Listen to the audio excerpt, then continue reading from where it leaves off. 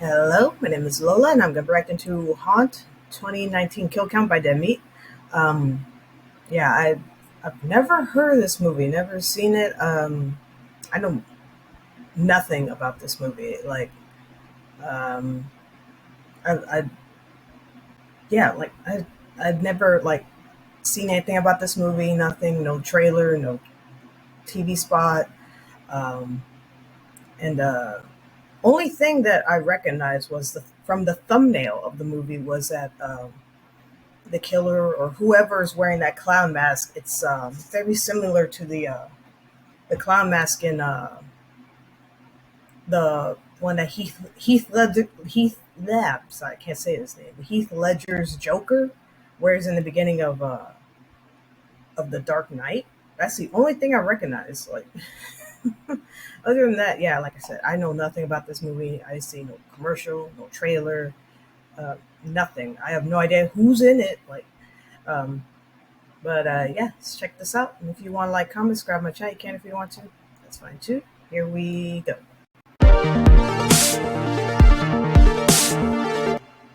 Welcome to the Kill Count, where we tally up the victims in all our favorite horror movies. I'm James A. Janice, and today we're looking at Haunt, a Shudder exclusive from 2019. Haunt is a straightforward horror film with no frills, written and directed by Brian Woods and Scott Beck. They wrote it at the same time they wrote A Quiet Place, and that movie's massive success allowed them to get this made and direct it themselves. Haunt takes place at a haunted house so extreme, it makes McCamey Manor look like Universal Horror Nights. It's impossible not to compare Haunt to Hellfest, which had come out 1 year earlier in 2018. They're superficially similar in that they both take place at Halloween attractions. Both movies have amazing production design and enjoyable cast members who give natural performances. Both are flawed but still enjoyable, partly because both of them are willing to get extreme with their kills. Despite all those similarities though, these two movies are drastically different in tone. While Hellfest is a party where things are fun and festive even with the horror going on, Haunt is sober and cold, if not downright mean-spirited. This is a joyless and grim movie. It starts with a domestic abuse storyline and never cheers up from there. But it's what the movie is going for, and it nails it. It succeeds at what it's trying to do. Haunt has a super simple story, but commits itself to every other part of the filmmaking process. It's got good acting, a pronounced mood, and a clear tone. There's not much to the supporting characters, but they're still fun and likable, for the most part. My biggest issue with the movie is the domestic abuse through line. It's not done in an exploitative way or anything, but it still feels a little forced in this otherwise simple slasher. Seems like they wanted the movie to have a theme, and this was the one they landed on. Regardless, Haunt makes for an excellent Halloween season viewing. Put it on a playlist with Hellfest and Trick or Treat, and you'll be having an excellent spooky time. Speaking of spooky times, where the hell did this thing come from? To count the kills, first you must count your luck. Well, I gotta get to counting, so I guess. Small plastic. Am I feeling gel tips? Oh, of course, it's today's sponsor, Raycons. I know they're optimized gel tips anywhere. After all, they provide the perfect in-ear fit whenever I'm listening to my tunes. Okay, that wasn't so bad. On to the next one. Smooth, sleek, ovular. Oh, duh. It's the Raycon charging case. It's got 32 hours of battery life in the case on top of the 8 hours in the earbuds. Perfect for when I'm binging through a podcast. All right, last one. Oh God, what's the last one gonna be? Let's see. Oh no. It's papery? There's a bunch of it? It feels green? Oh, I know what this is. It's all my savings, since Raycon is half the price of other premium audio brands. With my Raycons, I can drown out all the horrors of the world with a tap, thanks to their noise isolation mode. And with another tap, I can rest my eyes, but not my ears, in awareness mode. Plus, with Alexa and Siri compatibility, Alexa, order me a body bag. Set yourself up with your own Raycons by clicking the link in the description, or by going to buyraycon.com/deadmeat to get 15% off your Raycon purchase. Let's see if Haunt surprises are as fun as sponsored earbuds and get to the kills. See. The movie begins with tools and craftsmanship. Someone's building an extreme haunted house. They're making sure that string is tight and that the title has a card. Our Halloween set film takes place in a Haddonfield-like town. It's great when it comes to decorations, but it's got a problem with pumpkin chucking trucker fuckers. The asshole in that red truck is this dude Sam, who evidently abuses his girlfriend Harper. She covers up the evidence while watching public domain horror films. She can't bring herself to break up with him, even at the behest of her best friend Bailey. No, you were breaking up with this bitch bitch tonight. To distract Harper, they go to a Halloween party at a bar with their friends and Romans. Mallory here is dressed as a flapper, and she's afraid of spiders. Must be more of the indoorsy type. Angela's dressed as a nurse, and is an actual nurse. And that's pretty much the extent of their character development. After a round of arachnid juice, Harper connects with a hottie hot named Nathan. Geez, Harp, take a Polaroid. It'll last longer. Nathan's played by Will Britton, previously seen on the Kill Count in The Forever Purge. He's dressed as a baseball player, which, like, fuck you, Nathan. Wear a real costume, dude. Even your annoying friend Evan put some effort in. He's the front of a human centipede. Other two dudes just bailed, so now I'm walking around looking like a fucking jackass. I actually like Harper and Nathan's conversation and chemistry. Maybe they connect because she too didn't dress up at all. The team awarded me worst costume. Well, both of you should share that award, you wet blankets. The group is looking for an after party, and Evan's got the same flyer we saw printed in the mood opener. It's for an extreme haunt they've never heard of before in the middle of nowhere. Let's go! Haunt tells you everything you need to know about these characters in the first 12 minutes, before they get to the spooky part. The time spent with them being normal, likable people was an important part of the script for producer Eli Roth. First thing he said to us was, What? I help you make the first 15 minutes have even more characters. Let's just flesh this ensemble, this group of friends out as much as humanly possible. They arrive at the haunt where the sign lights up in a way that spells out this movie's name. At the front entrance, they find a clown bouncer. A clowncer? And when Bailey asks for a clue as to what this place is, the clown-cierge comes up empty-handed. Just kidding. There's a key behind your ear. 5 stars for this place with a creepy-ass clown doing shitty-ass magic. The key unlocks the place's rules. Patrons must do as instructed, including hand over their phones to be put away inside this lockbox. Think it'll be worth it?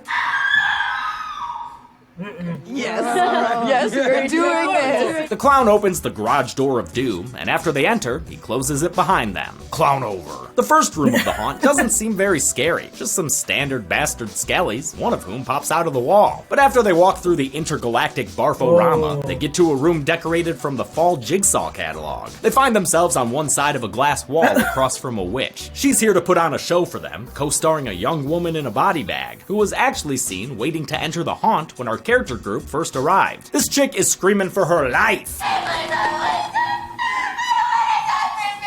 But only Harper seems to realize it isn't acting when the young woman gets a brand deal for her face. A pesky fog machine covers the money shot, but knowing how the rest of this movie goes, I'll count this as a kill, even though it's not definitive. The group is given a choice for their path going forward, safe or not safe. Bailey, Angela, and Nathan take a walk on the mild side, while Evan and Mallory decide to live Moss. Ooh, Harper's going that a ways too? Didn't take her for the bold type. The safe path seems chill until they realize there's oil everywhere, with nary a Tide pen in sight. And they're keeping the oil in bags? In this economy, I guess that's like stuffing dollar bills in a mattress. The only other scare down this road is unflattering reflections. Ange, come look at this. This is amazing. What's amazing about a funhouse mirror? Have they never been inside a haunted house before? Well, actually, some of the cast hadn't. Luckily, Haunt was filmed during the Halloween season, so the directors got to take their cast to real haunts as research, when they weren't busy going to Halloween parties dressed like their own lead characters. That was a great experience to see somebody actually submit to this like terrifying process of going into a haunted house and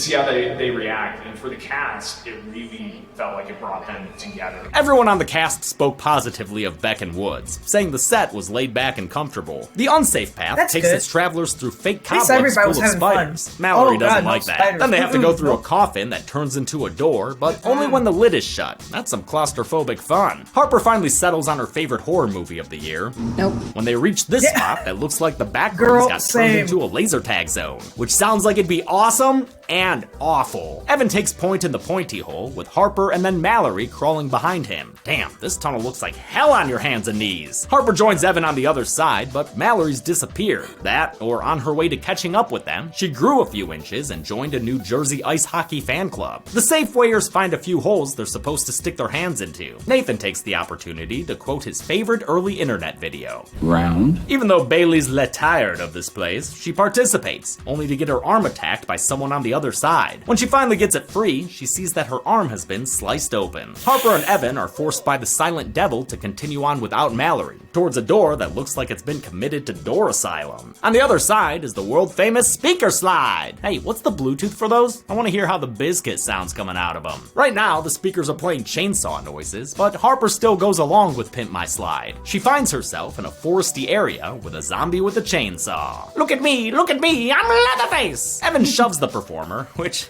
not a great idea, and they're punished for his sins by getting locked in a room with the wimps. Because of Bailey's injury, everyone knows this place is dangerous now, so it's scary when they realize they have front row seats to the witch's encore performance. Hey, excuse me, we have someone hurt in here? Too bad, you know show business. The show must go on. No matter what! It's Mallory's turn in the spotlight, and her friends realize what's happening pretty quickly. The suddenness of Mallory's murder is shocking, and leaves the other characters speechless. Great use of a quick cutaway for it. Actor Skylar Halford had a hard time filming her death scene, but not for any of the reasons you might expect. One time I first sure farted and then they called action and then I was like, I have to keep a straight face. They try to figure out what to do. With everyone else in shock or hurt, Nathan yo. decides to go ahead to try and find a way out. The first room he runs into is a ghost staff meeting. This is one of the most suspenseful sequences in Haunt, and a great example of its simplicity. Nothing scarier than a bunch of evil laundry. Just ask the King of Halloween himself. One of the ghosts floats on out of there, and Nathan calls out for help. The lights turn on and the ghost returns, letting us hear one of the Haunt employees speak for the very first time. You saying you need help?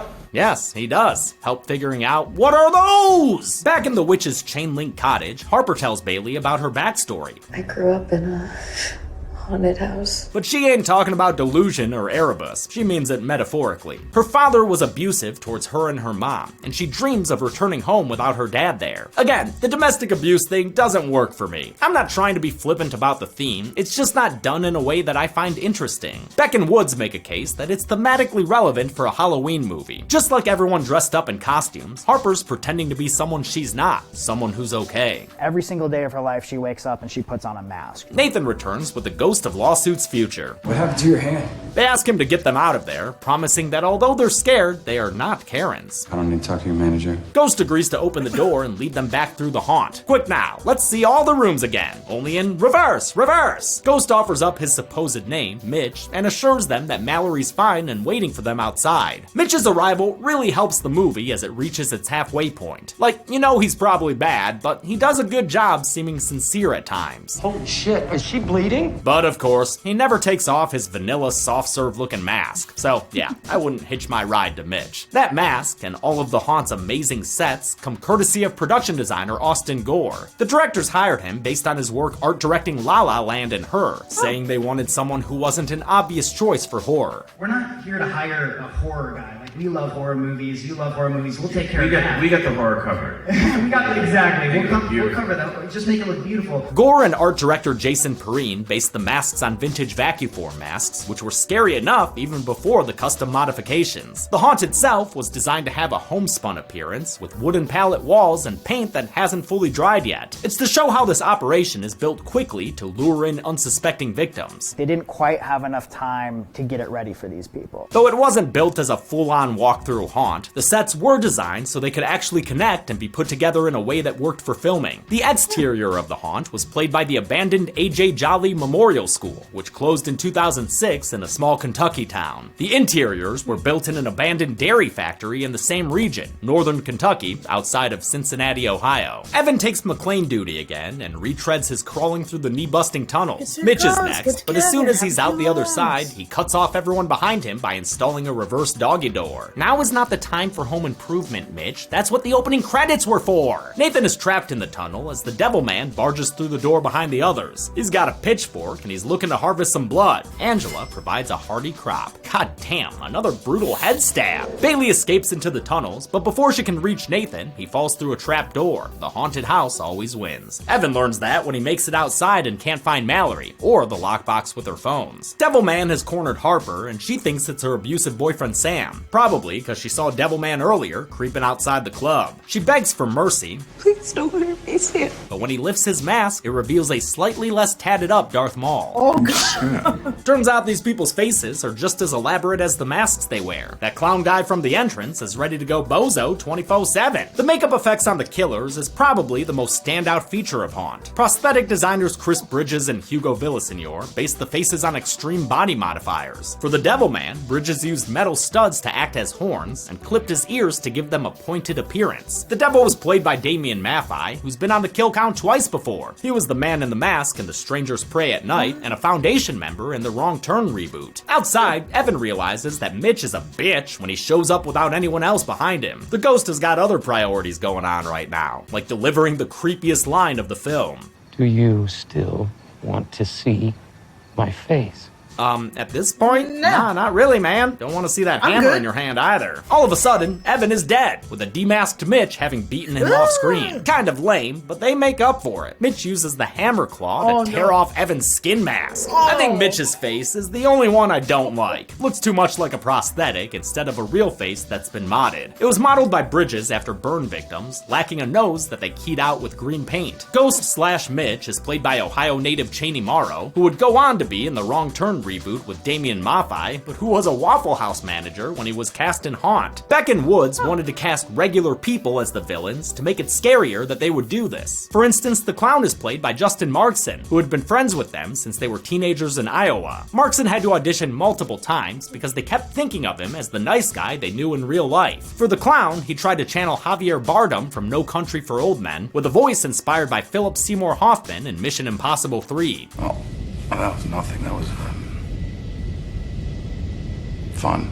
You're too late, Sam. Devilman wants to remove Harper's face as well, but Nathan shows up, nail gun a-blazing, and saves the final girl. They get separated in the satanic panic, and the Louisville Slugger finds the back end of the Ricci holes where it all went wrong. He makes his way to the clown guy's control room and finds Harper's phone on the table. The last person to message her was Sam, who's been driving around trying to figure out where she is. When Mitch shows up, Nathan somehow texts Sam the phone's location without even looking. Mitch is so jealous of those skills, he tries to kill him with a hammer, but Sam's already on the way in his pumpkin chucking truck. Is this movie really gonna make us cheer for the abusive boyfriend's arrival? Stay tuned. Harper finds herself at another Fear Factor challenge. She reaches into a bucket of dead animals and touches something long, hard, and battery operated. It's a flashlight, you perverts, and she's gonna need it. She wanders into a room with nails on the floor and knives on the ceiling. I like to call it the deconstructed Cenobite room. A Grandpa Munster jump scares her onto an anti-wet bandit security system, mirroring an incident in the filmmaker's other movie, A Quiet Place. Harper realizes she has to make it through a guillotine prepared by that chef in Little Mermaid, and Grandpa sawing at the rope like you were goddamn Wile E. Coyote. Some extra strength Elmer's nearly ruins her chances when it gives her an art class exfoliation, but Harper makes it through by the skin on those serrated teeth. Funny enough, out of the whole experience, actor Katie Stevens says the glue was the worst part for her. I literally was just like walking around set like this all the time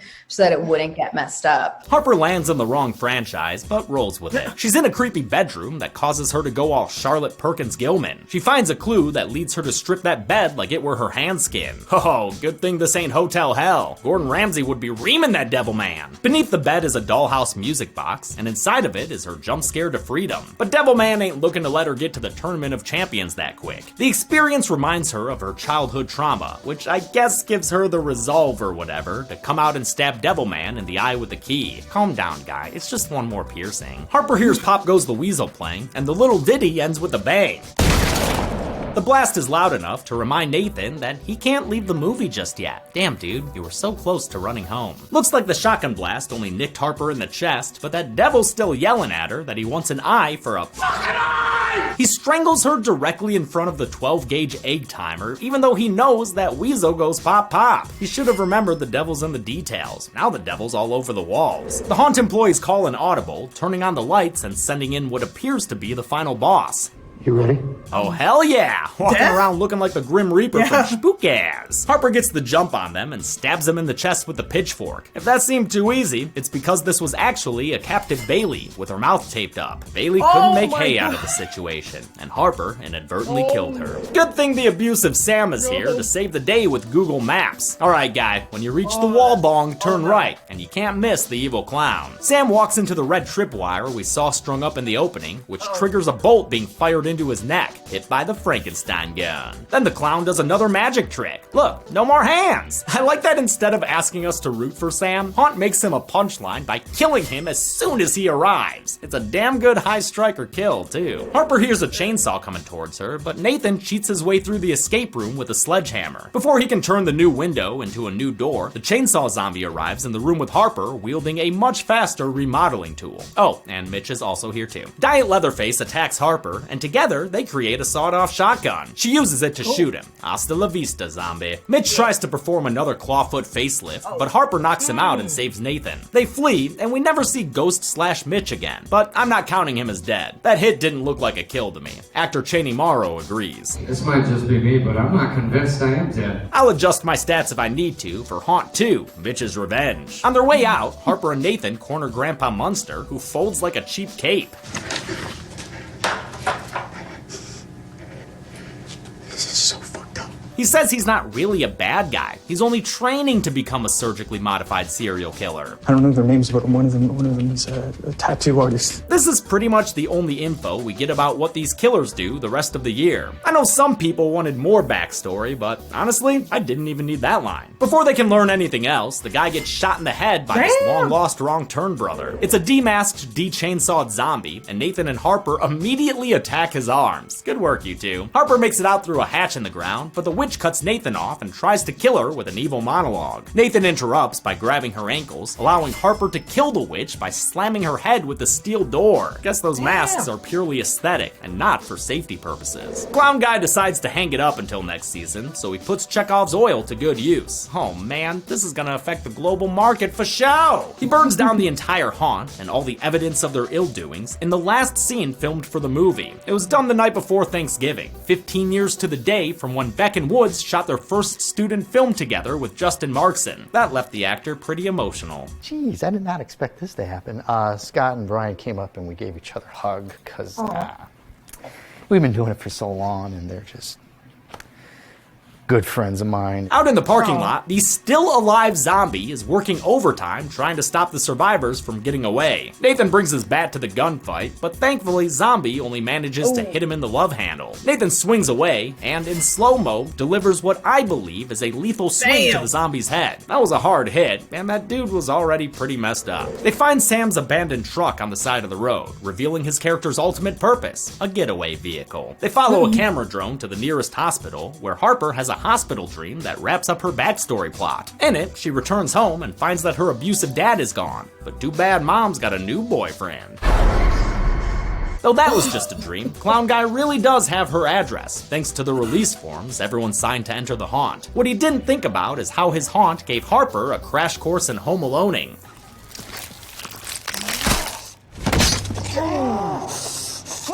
Before he can figure out why campus housing would come with a decorative shotgun, Harper appears with a gun in her hands. She's been waiting for Clown Guy, and she shoots him as the movie ends. Now that's what I call an extreme haunt. But just how extreme? Let's find out and get to the numbers. But first, don't you want to see my face? Do you like it? I'm starting off slow. Get out of here, James. 11 people died in Haunt. There were 6 male victims and 5 female victims, giving us a nearly even Halloween pie. You know, this same victim count and gender breakdown only occurred once before in a kill count, with American Psycho 2 All-American Girl. It's a hilarious episode hosted by my incredible wife. Watch it if you haven't. With a runtime of 92 minutes, Haunt gave us a kill on average every 8.36 minutes. I'll give the Golden Chainsaw for coolest kill to Mallory. It's when shit gets real, and I love the abrupt edit. Makes it extra traumatic.